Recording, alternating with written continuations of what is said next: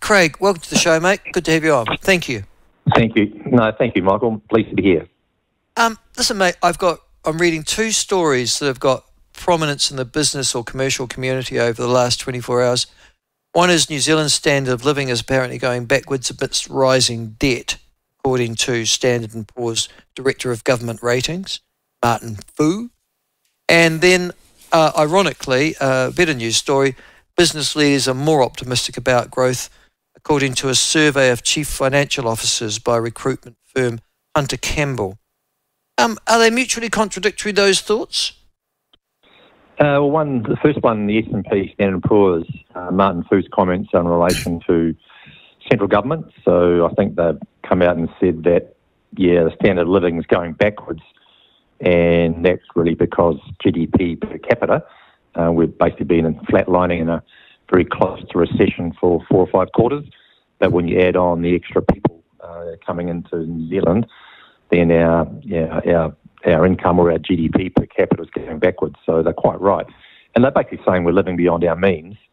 And they were disappointed with the first budget, which had an aspiration to cut back on debt. But in fact, as you know, we're borrowing $12 billion more. So they've come out and said the rating, international credit rating for New Zealand's debt issuance program remains stable at AA+, but they are concerned that, for example, if you look at our interactions with the rest of the world, the current account, we're in a deficit of nearly 7%, which is only worse in their views, or only better in their views than Greece and Cyprus. So we're in pretty poor company in terms of our current account. And they talk about the central government debt, etc. So that's one level, and you are looking for central government to improve that by becoming back into balance, hopefully faster than 2027, 2028. But clearly the credit rating agency's comfortable but is concerned about a couple of things. And then on the private side, you've had liquidations pick up quite strongly. Companies don't have working capital. They've not got the revenue that they thought they might have had. And you've had some confidence surveys, and this one you've mentioned today, saying that optimism's picked up, which I said last week was kind of hard to believe when you looked at, tax take from the corporate sector. You looked at liquidations and you think, is that simply that animal spirits that I mentioned last week has kicked in because of a significant change in the RBNZ, because global growth in an average sense is not really improving. Global debt is ticking up to $11 trillion. It's got to be repaid at some point, doesn't it? So if you're living beyond your means, your debt's climbing, it puts more pressure on future generations to pay that debt back. So there might be a temporary increase in confidence, but when you get back to the coalface, you realise that I've still got to find different sorts of revenue to be able to pay the debt. So I'm not sure I believe the confidence numbers will pan out as some people are hoping. Okay, so let's go back to the Standard & Poor's ratings or director. Does that have any particular influence upon me and people listening when Standard & Poor's say these things? Or is it just because I listen, to be honest with you, mate, New Zealand's had a current affairs accounts crisis going back to when I was a small boy in short pants, haven't we? I know. I think Muldoon said people wouldn't know it if they fell over it. He's probably right. It's the same with the US. The US has been running a current account deficit, but the key thing for the US is that they've got US dollars as their primary currency. Everyone wants to use them. And they've got an advantage that people will always, buy US treasuries. They don't have to buy New Zealand government debt. And so the issue for us is the cost of that debt, which is increasing, as we've mentioned before, getting close to $10 billion in interest. And if more and more people are concerned about our credit rating, which, Standard & Poor's are saying it's stable, so investors in our government debt shouldn't be too worried. But every other issuer issues up at a margin above that debt level. So if you take a bank, a New Zealand registered bank, and they're issuing debt in foreign currency and bringing it back to New Zealand dollars, they tend to get stacked up against a base of the margin, the base interest rate that the government issues. So if the cost of interest or the debt deteriorates, it affects every other borrower in global markets from New Zealand.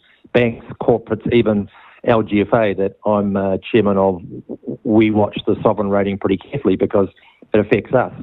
And so higher borrowing costs because people don't want to buy our debt or they don't have to is a worry. And it isn't a worry normally, Michael, until it is a worry. Then it's a cliff. And investors can turn on a dime, as you've seen in global markets in the last 4 or 5 weeks. Kiwi yen exchange rate volatility, share market volatility. When investors don't want to turn up, it hurts. So we do watch these things quite carefully because ultimately it affects the consumer or the New Zealand household borrower who's got to borrow through a bank. And if bank costs of debt are rising because the New Zealand government is finding it more difficult, it is a problem for us. The other thing that I was fascinated in, and you've just mentioned the LGFA, of which you are the chair of the LGFA as well. And for those of you who don't know, that's the Local Government Funding Authority or agency, is it? Agency, yeah. Agency, yeah. Is that Standard & Poor's say, and I found this interesting, that New Zealand's local government debt is amongst the highest in the world at 180% of gross operating revenue on average, and forecast to rise further to a cap of 350%. He said Standard & Poor's say some of the most indebted councils included Tauranga, Queenstown, Hamilton, with a few other councillors carrying debt at 200% or nearly 300% debt to revenue. So council debt is high and it's rising, said Fu.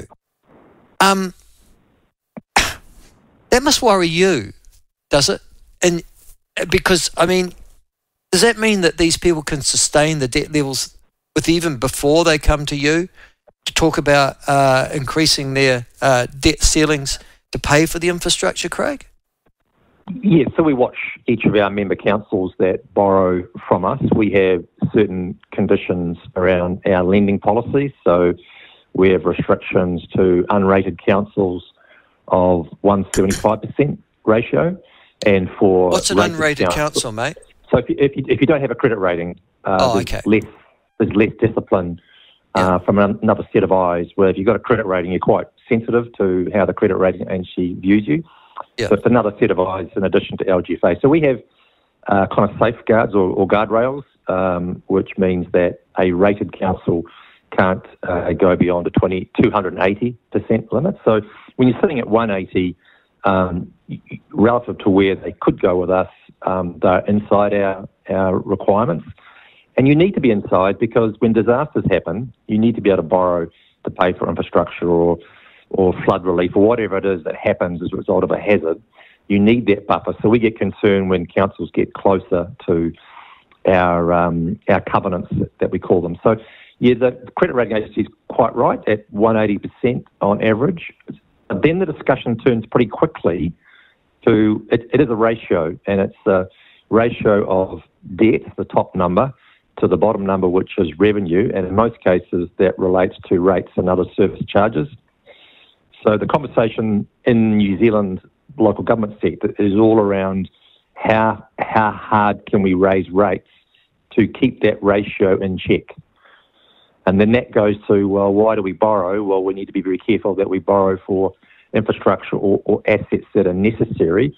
That kind of prioritisation question that councils have always got to go through with trade-offs. Do we borrow for water, or do we borrow for a building, or do we borrow for a new sets of equipment to mow our parks? Whatever it is, they need to make decisions around what that debt's for. But I suspect the rates increases we've had so far are going to be an ongoing conversation around, well, we can't keep raising debt without having to raise revenue rates. Otherwise, we get greater attention from LGFA and greater attention from the rating agencies. Yeah, I mean, there's also... It's simple math. Yeah, but there's also, just from a political dimension here, an affordability dimension, you can't keep raising rates. And that's right. To the extent they are, Craig, and God, I'm looking at it at the moment, And there aren't many councils that are forecasting single-digit rate rises for next year or the year after that either. Mm, mm, mm.